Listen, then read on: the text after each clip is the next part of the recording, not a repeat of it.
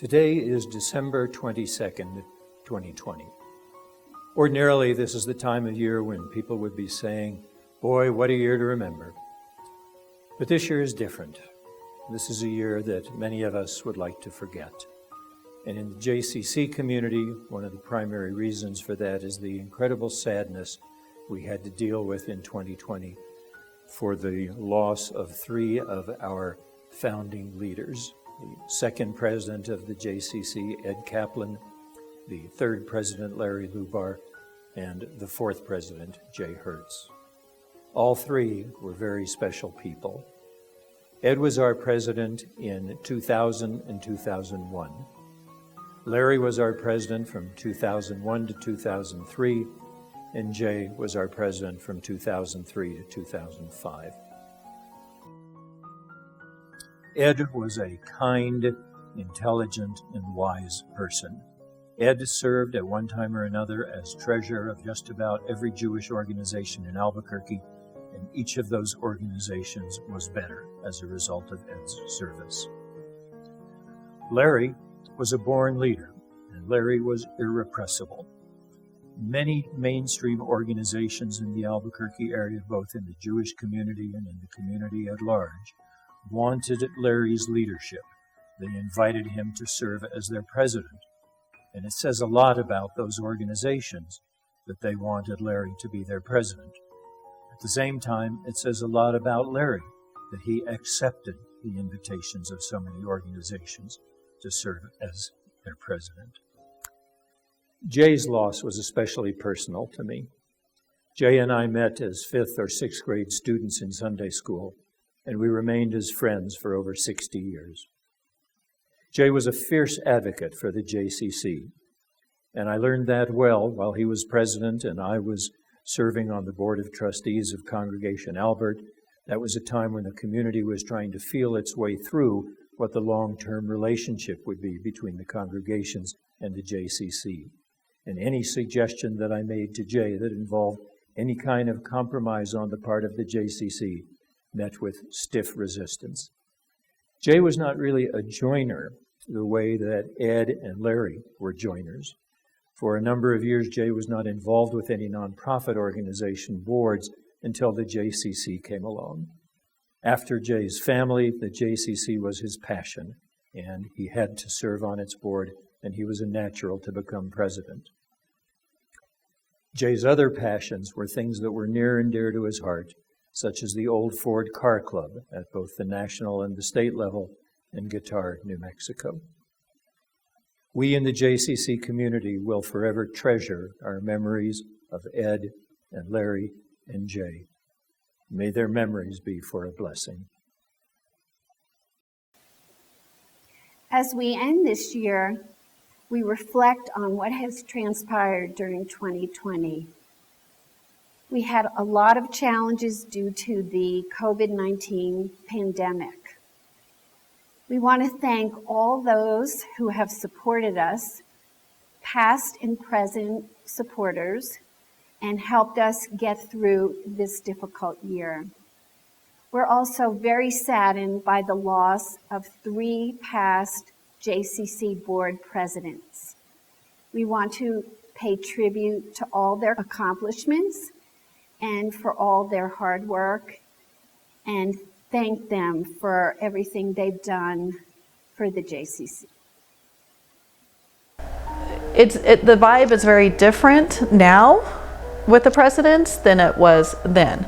Crisis mode, the founding fathers trying to sustain and keep the doors open to where they're involved more and relaxed and in the center mingling with the staff. It's very different. I remember Ed as the finance guy. He had the numbers, he ran the numbers, he took care of the finances.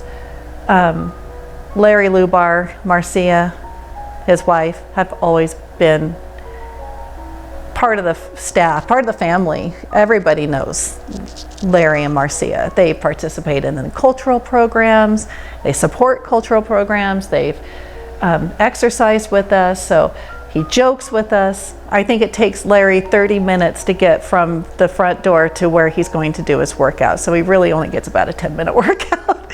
But that's because every staff has to stop and chat with him. Then Jay was the quiet, strong, always the reasonable, always said the right thing, did the right thing. Jay's amazing too. With Ed Caplan, Larry Lubar, and then after that, Jay Hertz, I mean, we kept these doors open. If any one of those individuals were not present to help us, I'm convinced we would not have a JCC today, because that's how difficult it was to get to the point that we could say, guess what, we're successful. And today, we're at that point where we have an organization that is, I think, exactly what we hoped it would be. I was here when they started to dig, and I was here when I saw the pool being dug. I was here when the first walls were being erected. We would frequently have our board meetings in Harold Albert's office, not too far from here, but then adjourn to come over and see the progress that was ongoing. And I was here for the grand opening, of course. And I remember Ed's service very well. Ed was a gentleman, and Ed was politic, and he was able to calm differences very well, and to get people to pull as a unit.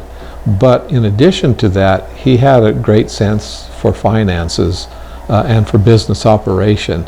And he was very smart when it came to lending. He was very smart with respect to money management. And so his efforts were devoted at the precise time that the JCC needed a person of his capabilities. Ed Caplan came along, or had been there already, but came into service as president and devoted his unique talents at exactly the time that they were needed. I would say the same thing was true of Larry Lubar. Larry had operated his own business, a small business, and knew all of the ins and outs of how a business should be managed. And many times his point of view was in conflict with what some of the other people on the board wanted to do, and he was very able at persuading other members of the board to his point of view. He was, I would say, fiscally conservative when many of the board members were willing to be more liberal with the dollars that the JCC had available. And so he kept us on a straight and narrow path, very much along the lines that Ed Caplan did, and helped manage our finances in such a way that we squeaked by in a lot of difficult situations in those early years. They were very involved with Jewish values. They were helping the JCC establish policies that would promote Judaism and make the JCC a welcoming place for Jews of all stripes, whether they were affiliated or unaffiliated, and frankly for non-Jews, because a big part of our membership in those years, and probably still now, has been non-Jewish. But they were very welcoming to the public at large, but especially to the Jewish people, who I think they really wanted to attract to help infuse the JCC with the Jewish values that they felt so deeply. Larry had a very difficult job. I mean, I knew it was a difficult job, and that's why I didn't want to do it. And he did a superb job. Larry was a very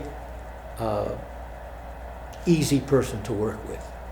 And he had things he had to accomplish, but his way of accomplishing was to let everybody around the table at the board meeting say what they thought and listen to what they said, acknowledge what they said, and then look for a solution that made the most people reasonably satisfied. And he did that very well. So his 2 years, We were a lot better off at the end of his 2 years than we were when we started. We were still poor, but people were speaking to each other a little more often than they did at the beginning of his term. He did a good job. The most important thing to me, though, is what I've said already. When I walk in that door today, I know that here it is. It's an ongoing organization. It's finally out of debt. It's finally successful. And aren't I glad that I lived to see that? So Ed always said he'd never wanted to be president of anything, period. He would be the treasurer, he would be the business consultant, he would be a worker bee, he would be a glad hander at the front door, but he wasn't going to be president. So, having said that, there is no finer human being. You can't meet a nicer person. He always gave whatever he could in terms of his knowledge. I don't know that he ever intentionally ever stepped on anything, including an ant. I mean, this was one of Harold's favorite words for people he loves, their mention. And as far as we were concerned, this guy was the #1 mensch. I have to add one more name to the list, and I think it's absolutely essential, and that's Jay Hertz. Okay? Jay does not get enough credit for what he did. And what he did was actually several things. One, of course, he took over the presidency after my term was over. Different style, same beliefs, same ideas of how we're going to go about making a success out of it. He was much kinder on people than I was, which was probably good at that point in time. Jay worked his fanny off for it, devoted, and if I remember correctly, he said that was the first time he'd ever served on a board. Okay, first thing that goes through my mind when I pull into the parking lot, am I still going to be the lucky Jew my wife says I am, and I'm going to find parking up close? Okay, that's #1. #2, have I been able to get up the steps without tripping? And can I still open the door? Okay, so there's the light side of it. You know, as a dentist, for me the most important thing to see is a smile.